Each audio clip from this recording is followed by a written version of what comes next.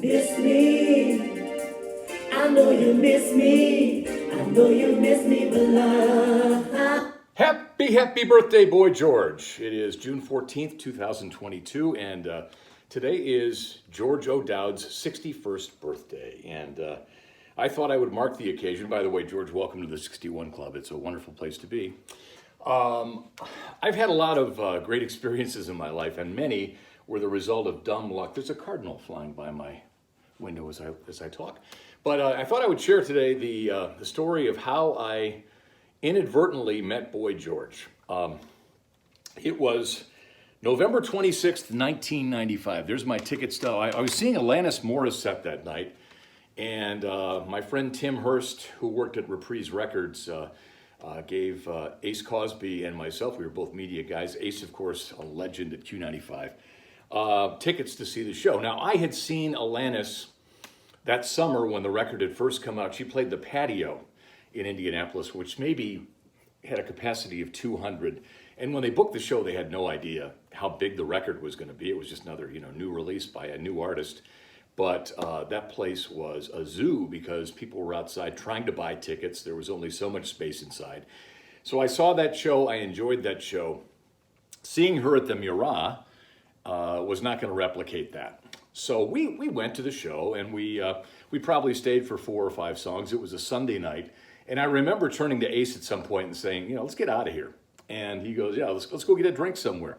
And it's probably 9:15 on a Sunday night in Indianapolis in 1995. And to show you how far things have come, how much things have changed, we racked our brains trying to figure out where there might be a bar between downtown where we were and the north side where we both lived. Ace finally decided that the Omni Hotel, which is now gone, but was up right off of 69, right off of Binford Boulevard there, by where there's maybe a Lowe's up there, but it's 69 and 465, but right tucked over to the side. So we met up there, and we both went into the bar together. We'd driven separately. We walked in, there were 3 guys in the bar. I mean, it was like dead. But Ace noticed that one of them had a laminate on, maybe a couple of them. And so he goes, hey, those guys are with a band. And so I being brazen, walked up and said, hey, who are you guys with? I see you have laminates on. They said, Boy George. And within 45 seconds, the boy himself walked in and sat down at the bar. And I walked over and said, hello, Mr. O'Dowd. Welcome to Indianapolis, knowing that his name is George O'Dowd. And he was very pleasant. And, he wasn't dolled up like Boy George was on stage, but I asked him what he was drinking, and I would buy him a drink. And he wanted a Budweiser in a bottle. And that's exactly what he got. Ace and I sat down with him and talked for probably, 25 minutes. But we were having a conversation. First of all, Todd Rundgren was supposed to produce the album Cheapness and Beauty, which was, hang on, it's back here somewhere. I was just playing it, and it aged pretty well. I didn't really enjoy this very much at the time, but it's a good record. But it was the follow-up, if you remember. There was the Culture Club thing, and then Boy George was quiet for a while. And then there was the Crying Game. He sang the theme to the Crying Game, which is a huge hit. And then his next record was to be produced by Todd Rundgren. So this show at the Park West in November of 1993, which I think was my birthday, would have been literally like 2 years before we went to see Alanis Morissette. I learned after the show that Boy George had been in the audience and that he and Todd were talking about making a record together. So I asked Boy George about that encounter, and he said that he was at the show, he enjoyed himself, but that Todd made him cry.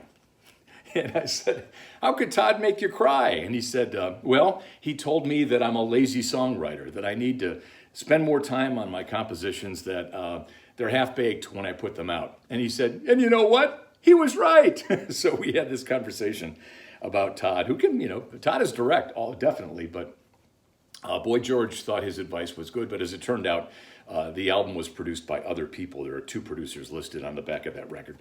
And anyway, we got into a conversation with Ace and Boy George about great singers. And so Boy George and I were talking about Smokey Robinson and, of course, Stevie Wonder and one of my all-time great favorite singers, Marvin Gaye. And I just remember, Ace, I love you, but you said, David Coverdale, and Boy George literally shrieked. He almost fell back in his chair and dropped his Budweiser.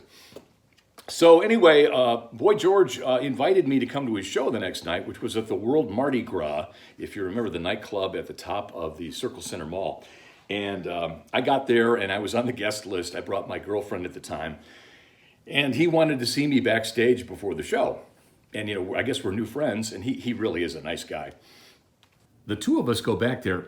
He's in a thong and nothing else and kind of prancing around backstage. And he's got his makeup on. And, he gave me a big hug and just a really crazy memory because, here we are at Alanis Morissette. We ditched the concert. We wind up bumping into Boy George, and I wind up going to his show the next night as kind of a semi-guest of honor. The show was not well attended. I think it was probably a tough time for Boy George because he was trying to figure out where to go next. In fact, I asked Todd about it once upon a time, and he said that the record label, he might have been half joking, but they wanted 3 songs with the word crying in the title. They were hoping to milk the cow that the Crying Game had created. And I think, Boy George had a great career, but it's always, what's the next chapter going to be? And he's doing great these days. So, George, happy 61st. I've got plenty of credit cards, so if you want more Budweisers, and here in America, we just brew that stuff like it's water. Some people say it is. But we would love to see you again in the United States. And keep being the karma chameleon, man. And thanks for being a nice guy to me back in the day. Happy birthday.